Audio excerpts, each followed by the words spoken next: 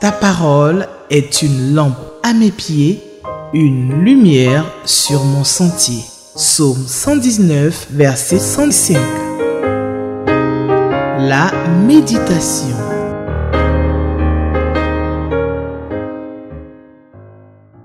Chers téléspectateurs de Espérance TV, en ce dimanche 31 décembre, qui est le dernier jour de l'année 2023, je vous souhaite la bienvenue. Bienvenue à notre temps de méditation sur Espérance TV, la télévision de l'Église méthodiste unie en Côte d'Ivoire. Bienvenue donc à cette émission, la méditation.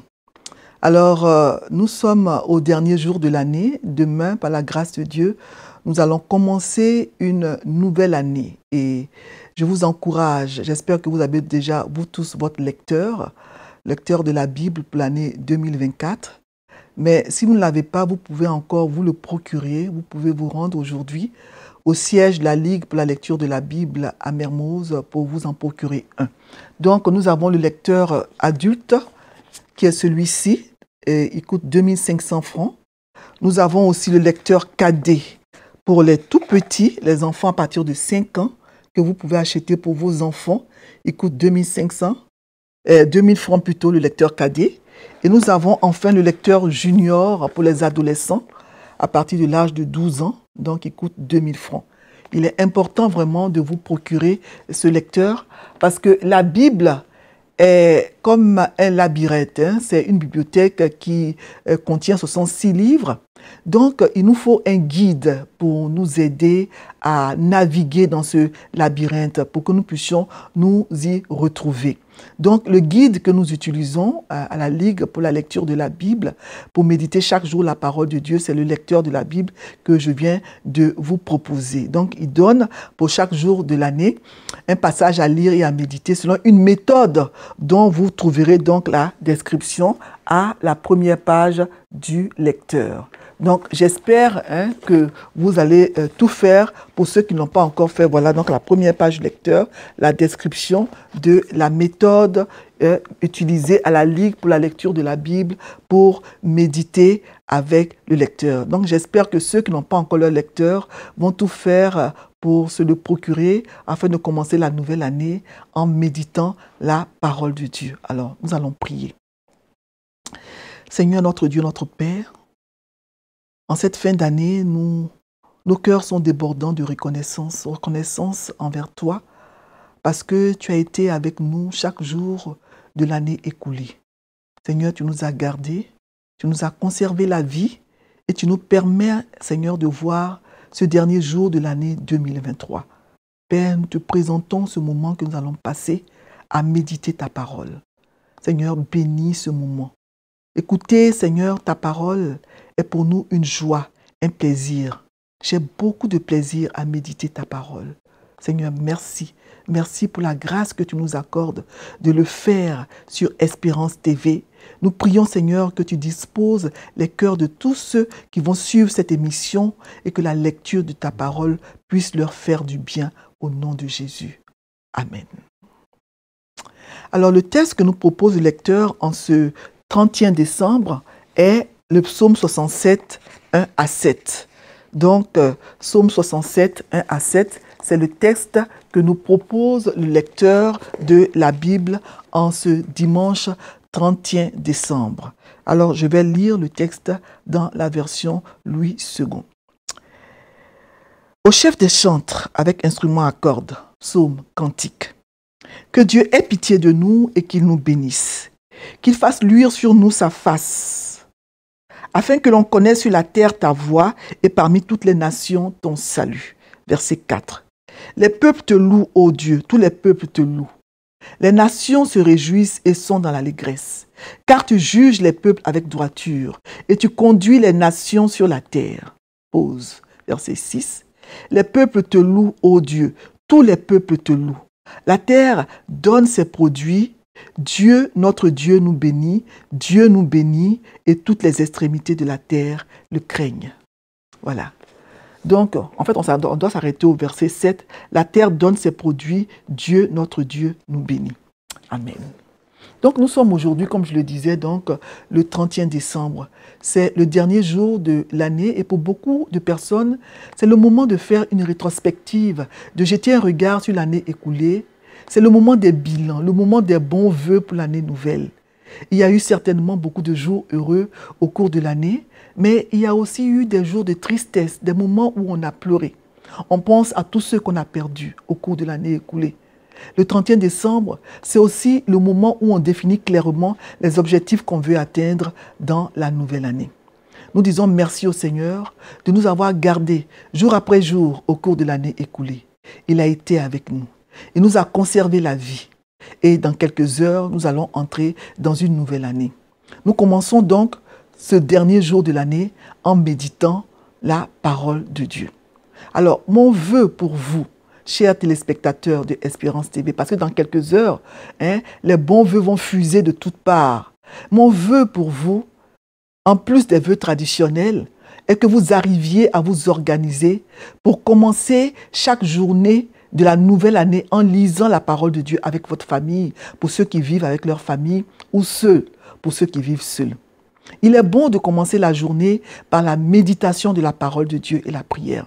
C'est vrai, on peut méditer la parole de Dieu à d'autres moments de la journée. Beaucoup de chrétiens le font à midi ou le soir. Et ce n'est pas un péché de le faire. Mais le meilleur moment pour méditer la parole de Dieu est le matin, quand nous nous réveillons, avant de vaquer à nos différentes occupations. Le roi David dit dans le psaume 119 au verset 147, « Je devance l'aurore et je crie. » Il faut avoir pour habitude de vie de dévancer l'aurore, se réveiller tôt le matin pour prier et méditer la parole de Dieu. Le prophète Ésaïe dit aussi dans Ésaïe 50, verset 4, « Le Seigneur l'Éternel éveille chaque matin. Il éveille mon oreille pour que j'écoute comme écoutent des disciples. » Vous voyez, il dit bien chaque matin, au début de la journée, Dieu éveille mon oreille pour que j'écoute comme écoutent les disciples. Nous devons, en tant que chrétiens, avoir cette discipline de vie et éduquer nos enfants de cette façon. Méditer la parole de Dieu et prier avec eux avant d'aller à l'école. Je donne mon témoignage. Tous les matins, mon père, malgré toutes ses multiples occupations, et Dieu sait qu'il en avait beaucoup, donc malgré toutes ses multiples occupations familiales, professionnelles, il réunissait au salon tous ceux qui habitaient à la maison avec nous.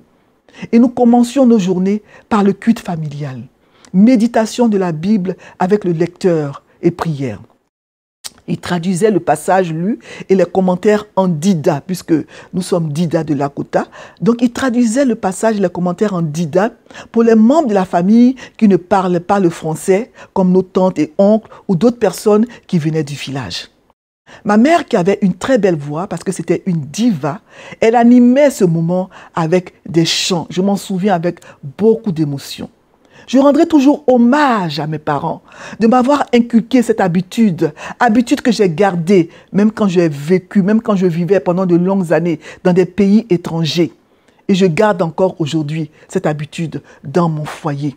Nous commençons nos journées à la maison chaque matin par la lecture de la Bible et la prière avant le petit déjeuner. Instruis l'enfant selon la voie qu'il doit suivre et quand il sera vieux, il ne s'en détournera point. Aujourd'hui encore, je me souviens de versets que j'ai appris dans mon enfance et que mon père nous faisait réciter par cœur pendant le culte familial à la maison. Nous reviendrons là-dessus une autre fois. L'importance, voire la nécessité de commencer la journée en méditant la parole de Dieu. C'est juste un court témoignage pour vous encourager à la méditation quotidienne et matinale de la parole de Dieu. Et j'aimerais que vraiment vous choisissiez de le faire pour la nouvelle année qui arrive, que vous puissiez atteindre cet objectif-là. Alors, nous venons de lire le psaume 67, versets 1 à 7. C'est le passage qui est indiqué par le lecteur de la Bible en ce dernier jour de l'année. Donc, le titre du psaume n'indique pas qui en est l'auteur, mais tout porte à croire que ce psaume est de David. Parce que ce psaume a de très grandes ressemblances avec d'autres psaumes qui sont reconnus pour être du roi David. Ce psaume est une louange universelle à Dieu. Le peuple d'Israël demande que Dieu lui fasse grâce et le bénisse et qu'il fasse briller son visage sur lui afin que la volonté de Dieu et son salut soient connus de toute la terre. Verset 2 et verset 3. Dans la Bible du semeur, il est écrit que Dieu nous fasse grâce, qu'il nous bénisse, qu'il nous regarde avec bonté. C'est ça, qu'il nous regarde avec bonté, c'est la traduction de qu'il fasse luire sur nous sa face. Afin que sur la terre, on reconnaisse comment tu interviens et que chez tous les peuples, on voit comment tu sauves. Pour quelles raisons, habituellement, demandons-nous les bénédictions de Dieu? Nous devons demander à Dieu de nous bénir, mais pas seulement pour nous-mêmes. Nous devons lui demander de nous bénir afin que sa voix soit connue sur toute la terre et son salut parmi toutes les nations. Demandons à Dieu que la grâce qu'il nous accorde et les bénédictions qu'il déverse sur nous puissent être remarquées par ceux qui nous entourent et que cela les attire à lui. Que les gens voient comment Dieu bénit ses enfants, comment il intervient dans la vie de ses enfants, comment il est beau et bon de lui appartenir. Que les non-croyants, en voyant les bénédictions que notre Dieu déverse en abondance sur nous, aient envie de se donner à Dieu. Que cela les pousse à craindre Dieu et à se tourner vers lui. En effet, un des plus grands obstacles à l'évangélisation aujourd'hui est l'incapacité des chrétiens à fournir la preuve dans leur propre vie de l'œuvre de Dieu et de sa puissance salvatrice. Les bénédictions de Dieu ne se chiffrent pas seulement en possession matérielle, mais elles se voient aussi aux effets produits par la présence de Dieu dans notre vie. Ce n'est pas parce que Dieu me bénit que je n'aurai jamais de problème dans ma vie, mais parce que Dieu est présent dans ma vie par son Saint-Esprit, alors même dans les difficultés, je serai en paix. Et je ne réagirai pas comme ceux qui ne connaissent pas Dieu. Ça, c'est une bénédiction. Et notre attitude dans les épreuves peut aussi attirer d'autres personnes à Dieu. Ils voient comment nous réagissons quand nous sommes éprouvés. Ils voient que nous ne sommes pas ébranlés parce que nous gardons la foi et nous continuons toujours à compter sur la grâce de Dieu. C'est aussi une bénédiction qui peut attirer beaucoup de gens à Dieu. Le verset 2 de ce psaume 67 ressemble beaucoup à Nombre 6, versets 24 à 26. Que l'Éternel te bénisse et qu'il te garde. Que l'Éternel fasse luire sa face sur toi et qu'il t'accorde sa grâce. Que l'Éternel tourne sa face vers toi et qu'il te donne la paix. Par ces paroles, Aaron et ses fils dans l'Ancien Testament demandaient à Dieu qu'il déverse ses bénédictions sur les enfants d'Israël, la descendance d'Abraham. Mais le psalmiste annonce ici, dans le psaume 67, que la bénédiction de Dieu sera offerte à tous les peuples, toutes les nations, jusqu'aux extrémités de la terre, loueront alors le Dieu qui les aura ainsi délivrés, qui les aura bénis, et ces nations seront ainsi dans l'allégresse. Ce psaume-là commence au verset 1 et par des paroles de bénédiction et il se termine aussi au verset 7 par des paroles de bénédiction. Donc à première vue, la bénédiction, elle semble entièrement centrée sur Israël, le peuple d'Israël lui-même. Nous, au verset 1, au verset 2. Que Dieu ait pitié de nous, qu'il nous bénisse, qu'il fasse luire sur nous sa face. 3 fois au verset 1. Et au verset 7 aussi, c'est pareil. La terre donne ses produits, Dieu notre Dieu nous bénit. Mais ici, c'est la terre tout entière, tous les peuples, toutes les nations qui sont invités à louer Dieu. Le psalmiste répète plusieurs fois au verset 4 et au verset 6. Les peuples te louent, les peuples te louent, tous les peuples te louent. Parce qu'il estime important que les peuples et les nations de toute la terre louent Dieu. Pourquoi? Il dit au verset 5. Les nations se réjouissent et sont dans l'allégresse, car tu juges les peuples avec droiture et tu conduis les nations sur la terre. Le psalmiste estime important que les peuples et les nations de toute la terre louent Dieu parce que Dieu est celui qui juge les peuples avec droiture et qui conduit toutes les nations sur la terre. Notre Dieu est le véritable maître de la terre et de toutes les nations qui l'habitent, malgré le désordre apparent qui règne dans le monde. Il dit au verset 7, « La terre a produit ses récoltes, Dieu notre Dieu nous a bénis. » Les récoltes, les fruits de la terre sont pour le psalmiste un signe de la bénédiction de Dieu. Donc ce chant était chanté donc pendant les récoltes. Alors, nous pouvons dire, pour répondre à la question 2 proposée par le lecteur, est-ce que ce passage m'apprend quelque chose sur Dieu le Père, Dieu le Fils, Dieu le Saint-Esprit? Nous pouvons dire, en lisant le verset 2, que Dieu bénit. Si le psalmiste demande que Dieu ait pitié de nous et qu'il nous bénisse, c'est parce que notre Dieu est un Dieu qui bénit. C'est la bénédiction de l'Éternel du Proverbe 10, 22 qui enrichit et il ne la fait suivre d'aucun chagrin. Dieu juge au verset 6. Tous les peuples te louent, ô Dieu. La terre donne ses produits, Dieu notre Dieu nous bénit. Et verset 5, il dit plus précisément, verset 5, « Les nations se réjouissent et sont dans l'allégresse, car tu juges les peuples avec droiture. » Dieu, notre Dieu, est un Dieu d'amour, mais c'est aussi un Dieu qui juge. Dieu bénit, Dieu juge. Et je dirais donc ceci pour conclure. On ne sait pas ce que l'année 2024 nous réserve. Mais nous pouvons être sûrs d'une chose, c'est que si nous avons placé notre confiance au Dieu créateur du ciel et de la terre, le Dieu auteur de nos vies, il sera toujours avec nous, chaque jour de la nouvelle année, dans les bons comme dans les mauvais moments. Louons-le comme le demande le psalmiste, car il est notre Dieu et il n'abandonnera jamais ses enfants que nous sommes. Mon vœu pour vous, chers téléspectateurs de Espérance TV, au moment où nous allons entrer dans une nouvelle année, dans quelques heures, est le verset 2 de Psaume 107. Le Psaume 67. Psaume 67, verset 2. Que Dieu ait pitié de nous, qu'il nous bénisse, qu'il fasse luire sur nous sa face, qu'il nous regarde avec bonté. Chaque jour de l'année 2024, qui sera peut-être l'année du retour du Seigneur, qui sait.